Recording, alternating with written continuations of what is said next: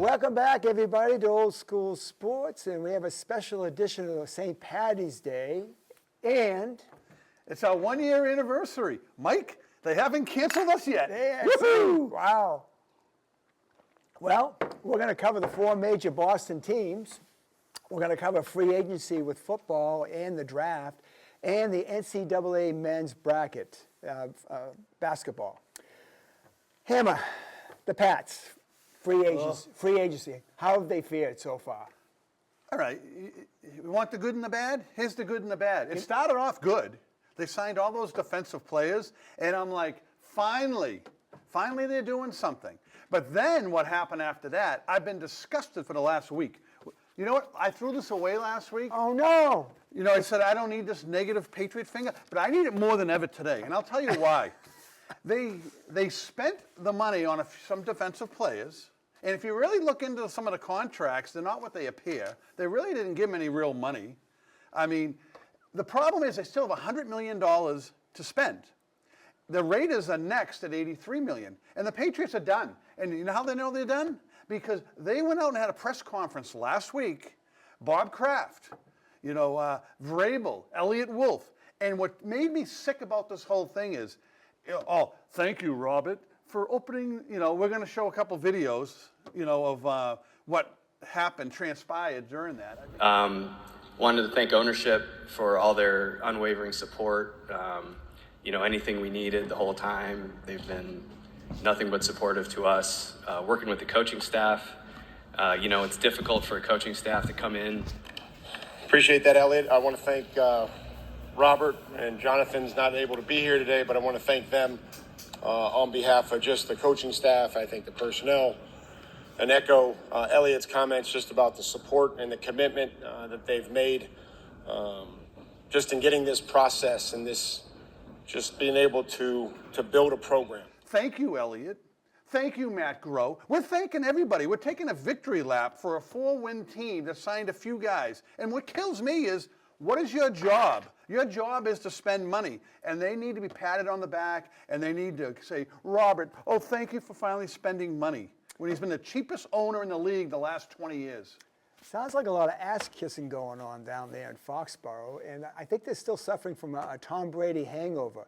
When are they going to get over? He's been gone for 5 years. You've got to spend money. This is not the Tom Brady era, right? Amazing. Yeah. And then, Cooper Kupp, who would have been the only adult in the wide receiver room, a veteran that's put up some huge stats, could help these young guys along, right? You could have got a 7th-round draft pick and got him from the Rams, but they didn't want to pay the $19 million. So instead he gets released, and then you lowball him $12 million. He ended up signing with Seattle 3 years, $15 million per year, which is $45 million for all you Weymouth people. And Deebo Samuel, I think they got him for like a 5th-round draft choice or something. Yeah, he went to Pittsburgh, and the thing is, they didn't want to deal with him because they would have had to renegotiate his contract. He originally said, I don't want to play anywhere really cold. You're going from friggin' Seattle to Pittsburgh. What's the difference? You're going to Seattle to Boston. Seattle's not cold. It's cold. Well, not rainy, cold. Not like Pittsburgh and Boston, no, not Massachusetts, like that. Right? No. Okay. All right, so what about anything more in free agency? No, I just discussed, right now, the Vikings, they have a center, Garrett Bradbury, who now doesn't have a job because Ryan Kelly, who was on Indianapolis and Minnesota, signed him. This guy here, you need a center. The Patriots is one of, and what kills you is a wide receiver 1, wide receiver 2, center, left guard. Those are, guys making money. And the Patriots don't spend any money on those guys. They could get Garrett Bradbury, just throw a 7th-round pick to Minnesota, and now you would solve that center problem. Because in the draft, you need a lot. And it's all on offense. I think the guy they have at center now is Ben Johnson. Is that his name? Something like that. He filled in for Andrews when Andrews got hurt. So I think they're going to go with him. Well, they had Strange play too, and he's only in the league because he was a 1st-round draft pick by Belichick, and everybody laughed at Belichick for selecting him. But he's still in the league. He's kind of small. He gets hurt. But you know what? As a center, he was very marginable at the end of the season. Maybe he can wrestle him to the ground. He's a wrestler. Yeah. He's not a football player, that's for sure. No. So on the free agent market, right, because you're going to have to fill some of these holes. And you got Stephon Diggs, Amari Cooper, Keenan Allen, Brandon Cooks. Now, do any of those names jump out at you as someone you want on the Patriots? Keenan Allen, Yeah. definitely. Allen, he had a good year. 70 catches, 744 yards, handful of touchdowns. So, yeah, he'd probably be one of the only ones I would want. You know, Deontay Johnson's only 28 years old. On the face of it, you're like, oh, my God, what a great value this guy would be. But he only had 33 catches and 375 yards, and he had 3 teams last year. He was on Carolina. They traded him to Baltimore. He fussed and whined because he didn't get the ball in Baltimore. They cut his ass. Houston picked him up. He was a pain in the ass there. They got rid of him. And then at the end of the season, Baltimore picked him back up just so they'd get like a draft pick for him when someone else signs him. So here's a guy with a lot of talent, young, but you don't want to bring a guy like that in because he's a pain in the butt. Well, that's why I don't want Stephon Diggs. I mean, he's a cancer in the locker room. You don't want him. He had a problem with Josh Allen. And Josh Allen, I mean, come on, he's the star of the team, you know, and he caused a lot of problems there. So He wants the ball. Diggs wants the ball. I don't mind him wanting the ball, but I don't like these shouting matches on the sideline in front of the cameras. You know, True. You know, Yeah. And I don't think that's the kind of guy they want to bring in. No. Either. You know? No. So now it comes down to the draft, okay? Right. And what are we going to do here? I mean, we did a mock draft between ourselves and stuff. We did. And, you know, Tennessee get the first pick. And I think they're going with Carter. I think they're just going to go defense. And that stiff Levis is still going to hold his job somehow, some way. I think Cam Ward, they're gonna say Levis is not enough, and they're going to pick Cam Ward from Miami. See, I think Ward's going to Cleveland because, you know, these things say Watson you're paying like $300 million to. But the thing there is he's injured all the time, and he might not be ready to start the season. And you're going to get a quarterback, Ward, for cheap money for like 4 or 5 years. And eventually you're going to have to get rid of Watson. So that's where I think Ward's going to Cleveland. I think Carter's going there, the defensive end. Wow, Garrett and Carter. Garrett and Carter. Imagine that. Oh, my gosh. Imagine that. They're going to win every game 3-0 because you're not going to really want to play that team. Look at that. They got 2. We can't even get 1. Yeah, true. The third pick, and I was just talking with Mike about it. He doesn't agree with me, cameraman Mike. Yeah. I say they're going Hunter, but he thinks they're going Sador Sanders. I agree with him. I think they're going Sanders. Yeah. Because I think the Patriots, this whole thing has been an abomination. They could have had the first pick in the draft, and we've talked about that before, how they screwed that up. Now, you know, they could have their guy dropped to them, which would be Hunter. And you could use him as your number 1 receiver. Right. But I got a feeling he's going to be gone. And if they want to go receiver, they're probably going to go like McMillan, which I think is drafting him way too high. Well, I don't know. Hunter said he was the hottest guy for him to cover in college, so that's a strong statement. That is a strong statement. But I think you have Hunter going to the Pats, and I hope they get him. I do. But I don't think they're going to. I'd love to see it. I'd love to see it. It'd be exciting. Finally, an exciting player on offense. Yeah. Either that or the other guy, the receiver you were just talking Yeah, about. McMillan. McMillan, Yeah. But I just think, you know, what I would love to do, trade back with the Raiders to 6th, get Jacoby Myers, and then you can take McMillan 6th, or you can take an offensive lineman. So you'd have more options. But at 4, you're kind of like stuck. If Hunter and Carter are gone, you're screwed. Right. I wouldn't mind Carter either at that position. You know, Oh, Carter, I would take him over anyone right now. over Hunter. Oh, yeah, I would take him. Okay. He could be Yeah, he's a beast. a beast. He's yes. a beast. Yeah. And the Patriots don't have any defensive ends that can rush the passer. And Well, who they signed a knows couple when. guys, and, you know, we'll see. Yeah. You know, we'll see. I mean, Okay. David Andrews, he got cut. What do you think about him? I think they just come back to the realization that this is a business, you know. And David Andrews is a player that played hurt. He was a company man. He was a serviceable player. He wasn't an all-star, but he showed up for work every day. Again, he played hurt, but it came down to numbers, and the numbers say, like Belichick used to do, you know, better a year too early than a year too late. And I guess he just wasn't good enough. He's been an 8-year pro, and I guess Vrabel thought there was time to move on from him, and he's maybe a little bit long in the tooth for his position. I just question the timing. I mean, he's coming off a shoulder injury. He played 4 games last year. They got him in 2015, undrafted. He won 2 Super Bowls. He was always the first guy. This team has been so bad the last 4 or 5 years. David Andrews was the first guy in front of the microphone every week. Win or lose. Win or lose. And a lot of That's guys, correct. when you lose, they hide out. So he was a stand-up kind of guy. And not to give him a chance, when you don't have a center to replace him, I don't understand, because he didn't have any roster bonuses or anything due. It was pretty much, you could have let him recap for a few more months, and if he gets into August of training camp and he's not back to where he should be, that's when you cut him. Or maybe he sees that his talents have diminished and he retires on his own. But to just cut him to the street, I don't agree with that. I don't think it's a personality clash with Vrabel at all. I think it's just pure numbers. He's just probably not. He doesn't feel he's good enough going forward. Well, that's the one thing you got to like about Vrabel is he doesn't have any sentiment. He don't care. No, he's there to do a job. He is, and then it's kind of like he's picking off all the captains from last year if you look at it. Yeah. He is kind of pretty much plucked them all out of there because it's kind of like it's a losing atmosphere and I want to change it. Yeah. So he's trying to bring in the right guys, and he wants his right guys being his captains. So you can't blame him. It's his show now, and hopefully Kraft will spend a few more bucks, and they'll be able to fill a roster that's, can be, a suitable NFL team. You need to change the culture. The culture right now is losing and acceptance of losing too. So they got to turn that around, and I think Vrabel's the guy to do it. I do too. Yeah. Let's go. You want to go around the league at all? Sure, go ahead. Talk to me. I want to talk about, Tom Brady left 5 years ago, okay? And this team, in the course of the last 5 years, has a 33-win and 51-loss record. They've had 3 head coaches, 5 offensive coordinators, 7 starting quarterbacks, 0 playoff wins, and they've only won 14 games at home in 5 years, which is sickening. 1 playoff appearance. Yeah, and they got smoked by 40 points. Yeah.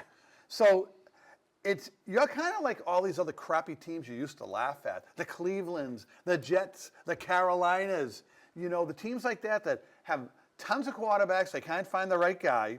They keep changing the offense. You know what it is? It's the Titanic sinking, and they're switching around the deck chairs, but the ship's still going to sink. And that's what it is. They've hit rock bottom. That's why they had to get rid of Mayo and bring in Vrabel. But it comes back to the money. You got to spend money to win. I was just going to say that. This did not have to be. If they had just opened up the purse strings there, Kraft, they would have had a halfway decent team at least until they got a quarterback. Now we're of the belief that they do have a quarterback. Let's just see what they do with it, giving them accompanying pieces. And the thing is, right now is the time to spend money because your quarterback makes no money.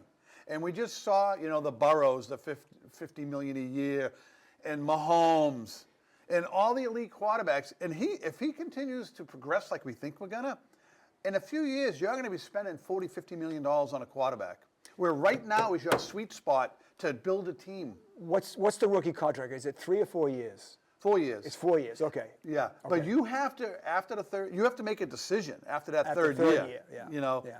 And if you don't, that's what happened to the Chicago quarterback, Jason Fields. They determined they weren't gonna sign him an extension on his contract, so they ended up trading to Pittsburgh. Right. So right. Yeah. that's what happened last year. So you're telling me it's all about the money? It's all about the money, especially with Kraft. And it's the last thing I'll say on that. When they had that NFL survey of Patriot players talking about the team they played on and the amenities and stuff like that, a lot of them said that the towels that used to be blue are now purple because they're so faded. They mentioned that the rug in the locker room is patched up, taped up. They won't even spend money to put a new rug in the locker room. The plane that they bought, they're like 1990 planes, but they didn't modify the inside of it. They still have ashtrays and stuff like that. They do everything bare minimum. And we just keep beating it on them that they're never going to change. The team that they bought for $165 million is worth $7 billion now, yet they will not invest in a team, and I am friggin' aggravated. And I'm done with football. Well, I'm not. A good one. I almost hit the camera. No, a couple of years ago, I took a tour of the stadium, and in that tour, they couldn't let us into the home locker room, but they let us into the visitors, and I was not impressed at all. I thought it was going to be a little bit overwhelming, but it was very underwhelming. So I'm sure, given what I saw, that the home one wasn't that much better. No, so yeah. And you think if you have visiting teams coming in, and you're thinking, I might want to sign this player someday or make a good impression. If he's in a crappy locker room, he's going to be like, I wonder if everything else is done second rate. Yeah, and you got colleges like Ohio State and Alabama. They have better locker rooms than most of the NFL teams. Absolutely. You Yep. know, so. You done with football? I'm done. I'm done with football. Let's go. Want to go to the Celts? Sure, let's go to the Celts. Okay. So, all right. So first off, they got 14 games left. They're winding down. Their schedule's pretty easy. They're the third best record in basketball, and that's not going to change.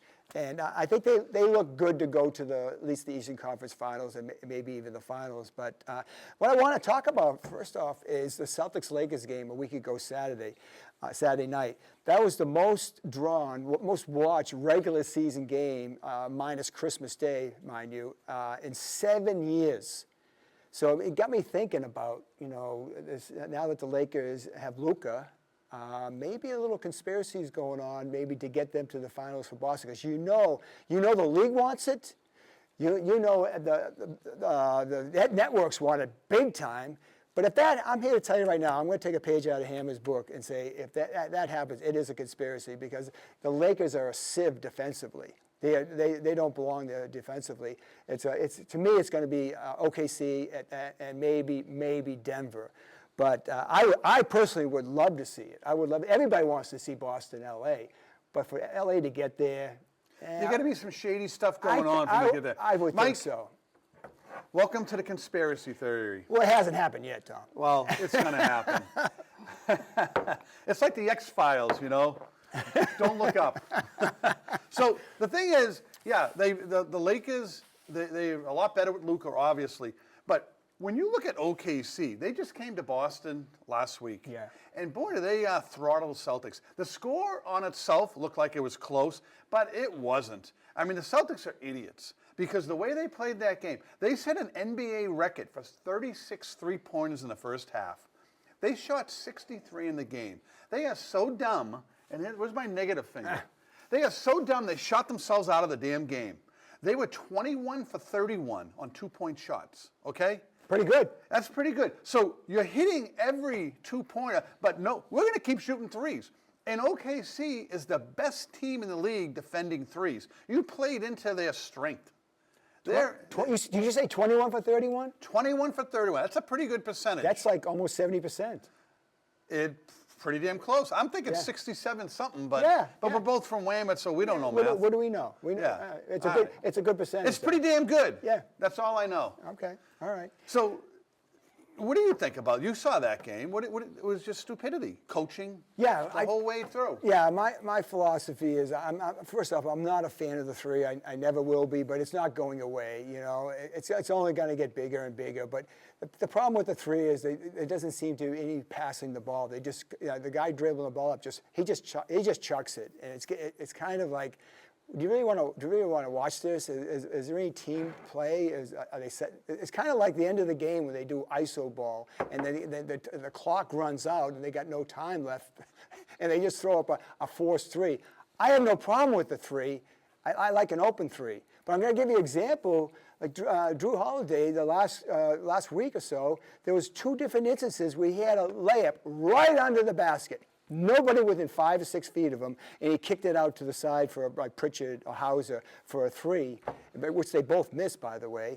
But even if they hit it, I still think it's bad, because you said take the points. Take the points. They're there. What's wrong with 2 points? Yeah. And I know Mazzulla's philosophy is, hey, what happened with the threes? You only saw 20 for 63 at 33% or whatever. He said, well, his answer would be, we should have shot more. Yeah, and that philosophy is going to kill you. Last year, the Celtics shot 46% of their shots as three-pointers. This year, it's 52%. So they've gone, and you might say, it's only 6% higher. But the thing is, they're shooting at a worse percentage of three-pointers this year. That's why they're losing these games, because they're taking more threes and they're missing more threes, and their percent is lower, too. And the problem is, too, and here's your, all season long I said, I'm not worried they're in the finals. But I dug deep into some stats here, Mike. Okay. And here's what I came up with. The best 3 teams in the league are Cleveland, the Celtics, and OKC. They get the 3 best records, okay? The Celtics are 2 wins and 4 losses against OKC and Cleveland. The Celtics in those 6 games have been outscored all 6 in the fourth quarter. And to me, it's kind of, that right there, that's glaring. Right. So the other teams close better than you. The Celtics twice against Cleveland had gave up 16-point lead in the fourth quarter and a 22-point lead in the first half. So they don't know how to close. And OKC just pretty much throttled them at the free throw line because they go to the hoop and the Celtics don't. It's just two bad matchups. If they run into either team, they're in trouble. Right, and the problem is that the physicality that these teams play against themselves, they get really rough for them, and they beat them up, you know, and the Celtics don't seem to be able to handle that, so they got to toughen up. And although I'm going to throw a little asterisk in those games you were talking about, I think the Celtics were not full strength. I think Holiday was probably out, and definitely Porzingis. So those are big misses.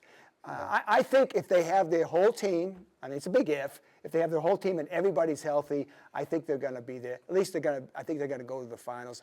I think they could beat Cleveland in the Eastern Conference Final. And then let's see who they play in the West. I just worry about if they run up against a physical team, if you sneeze on Porzingis, he's going to get hurt. Yeah. So you need a soft team, you know, like the road they had last year, where there wasn't much physicality. But OKC will pound you. Yeah, last year they lucked out with Cleveland. Donovan Mitchell got hurt, and then Miami. Luka was dragging 1 foot around the final. Yeah, they had a great road. Yeah, so they need all the ducks in a row to make it work this year for sure. But I think that they'll beat Cleveland in 7. But if you get OKC in the final, I think you're in trouble because it's not a good matchup. Because then it comes down to coaching, okay? And Mazzulla against Mark Daniels is probably one of the biggest mismatches in the league. And we saw that the other night because, you know, OKC is going on a big run. We don't call any timeouts. And if you call a timeout, at least you can, like, stop the momentum. Or you could maybe get different matchups on the court. Because sometimes Pritchard's out there trying to guard someone and he gets exposed. And that's when you got to call the timeout and get somebody else in the game to play some defense. Well, Mazzulla's philosophy is, hey, you got yourself in this mess. You're going to get yourself out of it. But you and I both know. You look at that game. You're watching as an observer at home, and you see that they're on the road, right? And the home team is going. The fans are going crazy. You know, and you have to call the timeout. You don't want to because you're embarrassed. You're like, let's play through it. No, you have to stop the run because those 10-2 runs turn into 18-2 runs. You know, and we know about we know all about runs, don't we? Yeah, undercooked chicken. Yes. But yeah. So what do we else? That's all I got with the Celtics. I just think that they have to refocus, and when they play, when they play the top teams, they don't perform like they do against the mediocre teams. So that's all I got. Okay. All right. How about a human interest story?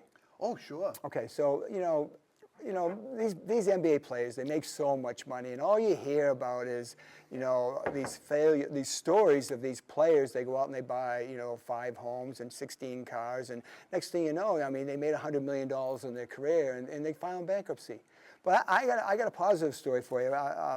Most of you won't remember because I go way back, and this is a story about Junior Bridgman from the Milwaukee Bucks, who also played for a few other teams. But he had a 12-year career, and he just passed away.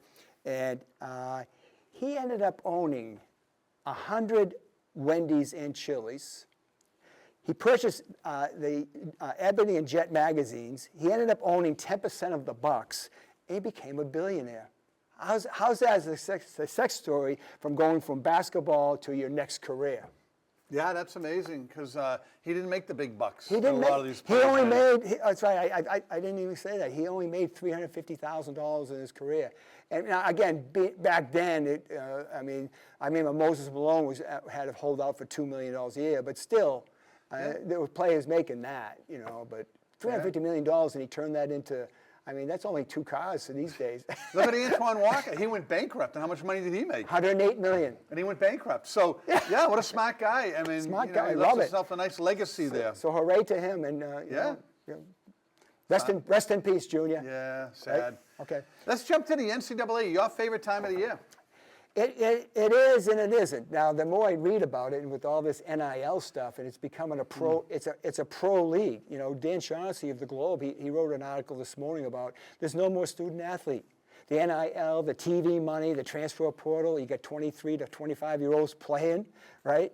Yeah. You got teams playing for they play 4 years or 5 years, and they're playing for 3 or 4 different teams. And they have no connection to the school whatsoever, no loyalty, no camaraderie. They just go to the next best price, like professionals do, So the NCAA tournament is now professional basketball. But having said that, it still has the allure. Still, I don't know how long it's going to last. Of people watching, the thrill of victory and the agony of defeat is amazing to watch. It is, even though you get like certain schools can spend more money to get certain players. Like Cooper Flagg went to Duke, and he put them back on the map because they've had a few down years.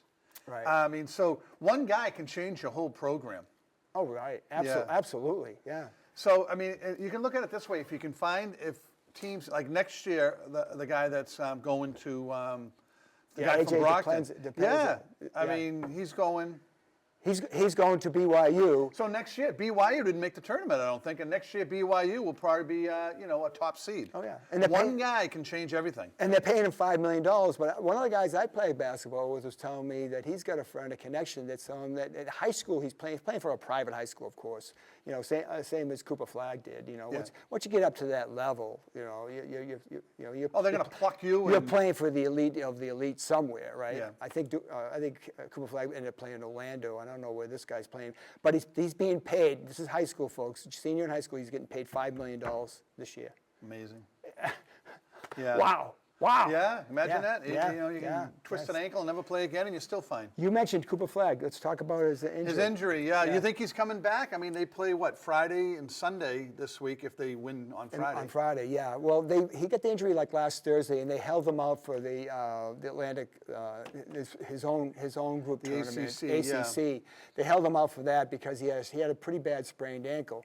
But I look at it like this. Now, he's going to play Friday, and he's going to play Saturday. Well, I think they got the team. They've already shown, they've played a few games without him already, that they can make it to the next round without him if they have to.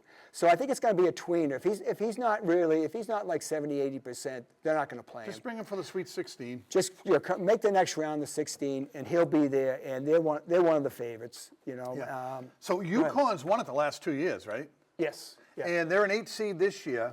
Right. And the thing is, if they win that game, they get Florida, who's a 1 seed. So, they're going down. Do you think that this is the year they're going down? Well, yeah, because they might not even get past Oklahoma, but Florida's going to win the whole thing. I've been watching a couple of games lately, and Florida, from 1 to 9, they play 9 players, and they're all, from what I understand, they're all of like equal value. So they don't lose anything by taking a person off the starter and putting a sub in. Yeah. They're all of equal value, and that's unusual to see in college, to have that many quality players. Well, the good thing is because usually the big thing in college is we only get the 5 fouls. And a guy gets in foul trouble, say in the first half, you're going to take him out with 2 or 3 fouls. And then the lesser teams can give the better team a battle. But if you have 9 guys with equal talent, fouls don't matter to this team. I'm telling you, Florida's going all the way. Okay? All right, we'll see. Yeah. I haven't really done my bracket yet because it's still early in the week. Yeah. So we'll see where I end up. All right, well, you want to talk about the Patino-Calipari potential matchup? Yeah, that could happen in the second round, right? Yeah. Okay. No, the second game. Second game. Yeah, Yeah. second round. Round. Yeah, second round. Yeah. Where are they playing? They're playing Thursday, so it'd be a Yeah. Saturday The thing is, game. doesn't everybody hates Patino around here because what he did to the Celtics, Right. And everybody hates Calipari too. Right. So it's like you want both teams to lose. Well, they have a New England connection, both of them, and Yeah. Patino is the only. Now it's taken him 4 teams to the NCAA's. He's won 2 championships. He actually would have won 3 if Christian Leitner didn't hit that shot in '91. Oh yeah, the miracle shot. Yeah. So it'd be good. St. John's versus Arkansas for the second round, and Patino against Calipari, and who do we hate the most, right? Well, the thing with Calipari, when he was the guy with Kentucky that mastered this, come in for 1 year and leave, come in for one. This is before all the nil money and everything like that. He was ahead of the game. Yeah. The way he was recruiting. Yeah. He was recruiting without the money. He was saying, "Come to my program. We're gonna be a national champion, or we're gonna be on TV every game, and you're gonna go right to the NBA."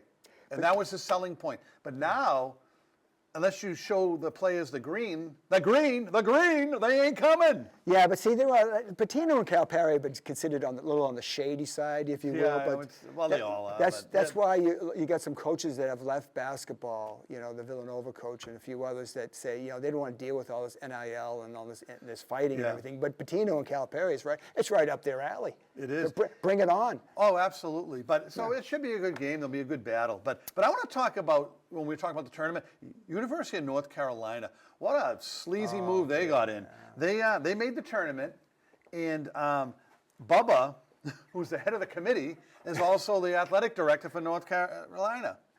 And his team magically made it in.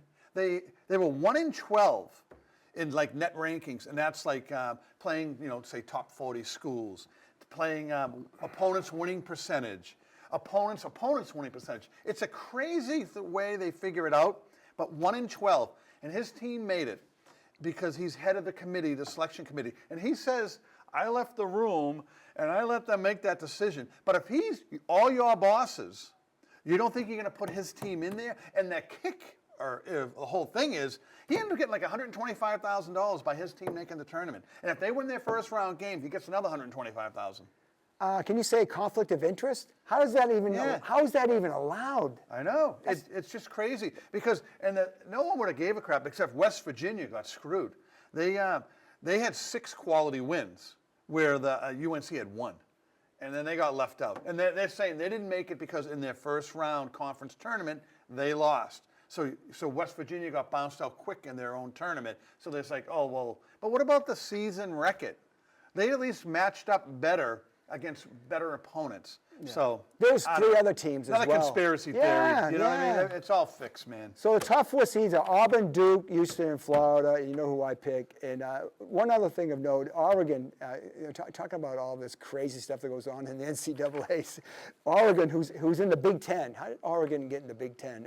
Yeah. But they traveled over 26. Someone doesn't know the map of the United States. They travel over 26,000 miles. How many classes do you think the players went to? No kidding, right? Let's move on for that. How about the Bruins? Oh, my God. Oh, whoa. That's Swayman. How about But I need a drink for the Bruins, man. Swayman. I'm glad this is straight vodka. Your man. Swayman, we said last year when they signed him, what a terrible move. It was either Almach or Swayman, all right? So you traded Almach, okay? And you kept Swayman. You signed him for $8 million. So this is the guy you got. 8-year contract, $66 million. He's won 20 games, and he's basically lost like 28. Goals against average, 3, and a save percentage of .897. Almach, 17-11. Why? Because he's playing less games. It's the same thing Swayman's always played his whole career, half the games. He's 2.68, half a goal better. .912 save percentage. He just signed he has a 4-year, $33 million contract. So who the hell made out on that? No kidding. Friggin' Ottawa. They made out big time. We're stuck with stiff Swayman, who at the deadline, if they tried to trade him, no team in the league would have took him. Actually, when we talked about this last year, I wanted to keep Swayman only because they were supposed to be of equal value, but Swayman was 25 and Almach was 30, so he just went with the age. But they did look at equal value, but it looks like now that Swayman's the number 1 goalie, he can't handle it. He can't handle it, and he was so. You know why I didn't want him? And I understand the age factor and stuff like that. But when he was fussing and whining the year before, when he went to arbitration, they said some mean things about me. No. That's what arbitration is, you idiot. They're not going to say he's the greatest goalie ever, so here's the number we're offering, here's the number you want. So the arbitrator's going to give you man, because I'm saying how good you are. I'm pumping your tires up. I'm going to tell you all your limitations to pay you less money. And he was offended by that. Oh, he's such a big baby. Right there, I knew he was a softie that could not handle the workload. I hope there was a box of tissues on the table. I know, right? Jeez. So how about the game they had the other night? So after they made the trade, or they traded the whole friggin' team, right? They played Tampa, they beat them 4-0. Talk about catching them on the wrong day. Tampa came to town the other day, and in the second period, they outshot the Bruins 20-0. Boo! That's what the fans were doing. Yeah. Yeah. It went on for a long time. Well, I mean, they got blown out 6-2, a couple empty net goals and stuff. And then, so let's see if they bounce back. Nope, they lost the next game to an even worse team than the Bruins are, Buffalo, in overtime. So that team is dead and buried. We don't have to talk about them anymore. I know we got some Bruins fans out there, but they are pathetic, and the ship has sunk. The only thing I gotta say is I'm gonna miss my boy Charlie Coyle, the Weymouth connection there. Yeah. Other than Well, that. like I said, when you weren't here last week when I was here with Amy. I said when he wins the Stanley Cup, when he brings that to Wasagusa Beach, Yes. I'm hanging out with Charlie Coyle. Charlie Coyle. There's going to be a parade in this town. I'm going to march right that's down right, yeah. the beach with the Yeah, Stanley we'll Cup. hang on his curtails. There you go. Yeah, exactly. I got one last thing I got to say, and All right. it's a clarification. Kelly from Bridgewater actually came up to me in a bar the other day and said, I saw the show, and I don't understand what you meant by the Marchand trade. You said to trade him 2 weeks ago, and then last week you said they kind of screwed him over with his contract. So here's the clarification. I said trade him because his contract was up. Try to get something for him. But when the Bruins deemed they wanted to bring him back in a contract for 3 years, they wanted to give him $6 million a year, $18 million, but he wanted 3 years at 21. So the reason I didn't flip-flop, I just said, if they determined they wanted this guy going forward, then why'd they screw him for $500,000 when they've got a deal with his contract, the last 7-8 years? Right. They should have gave him the money if they deemed that he was going to be, a pillar going forward. But when I said get rid of him because he's 38, do you want a 41-year-old guy making $6-7 million on your team? Which is a lot in hockey, especially at Yeah, that once age. you get late 30s, your legs go in hockey. So that's the clarification. If you're going to sign him, give him what he wanted because he's been a good soldier. But if you're going to trade him, then trade him and don't offer him a contract. Just get him out of town. Didn't he play like for 19 years? Didn't he come in real early in the league? Well, he won a Stanley Cup in 2011 with the Bruins. Yeah, I know, but I think he played a lot of years. Yeah, he played a lot of years. He's got a lot of miles. A lot of miles. Time for him to go. I'm glad he's gone. That's good. Let's go the Sox. Oh, good. Now I can get positive. Jesus, I've been so negative. I'm like a nasty drunk, Mike. You know what I mean? There you go. I just like, it's like I'm just. It must be the show. It must be the anniversary show. It's the anniversary St. show Patty's too. Day. Yeah, you should have cut this vodka with something, man. All right, So here's the deal. go ahead. Red Sox. Devers, oh my God, he graced us with his appearance. He went 0 for 3 with a strikeout. But then he had to get a day off because, he played Saturday, so he took Sunday off to rest his ailing bones. And then he had 1 for 3. So he's 1 for 6, and he's DH'd both games. So I think he's the DH. He is great, and that's where he should be. He's a bag of goo trying to play third base, the hot corner. You got to be able to react down there, And, Yeah. yeah, I think I'm glad he acquiesced because there was going to be a fight. Now, Yeah. Corey's going to do what's right for the team, and what's right for the team is putting Bregman there because Bregman Right. has got a Gold Glove in a few different years. I know. Yeah. So, yeah, So I want to talk about Nicholas Giolito. The guy they got. the guy's hurt. Yeah, well, he's always hurt. Last year, they got this guy from Chicago, blew his arm out, okay? So they gave him 2 years at $38.5 million. Didn't pitch all last year. He threw 1 inning in spring training, and now he has a hamstring strain. So his career with the Red Sox in 2 years is he's got 1 hit, 2 runs, 1 strikeout. You paid $38 million for him. He had elbow surgery last year. You got rid of Chris Sale last year, who won the Cy Young Award winner for the National League. You paid $17 million for him to go away, all right? Sale pitched against you the same game that Giolito got hurt. 6 innings, 2 runs, 9 strikeouts. He signed a new contract this year, and it's amazing. 2 years, $38 million.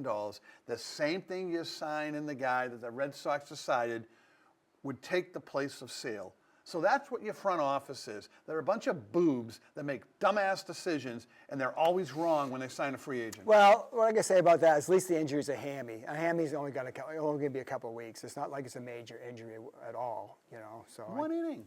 I know, but He couldn't even get. They said it was the first batter he got hurt on.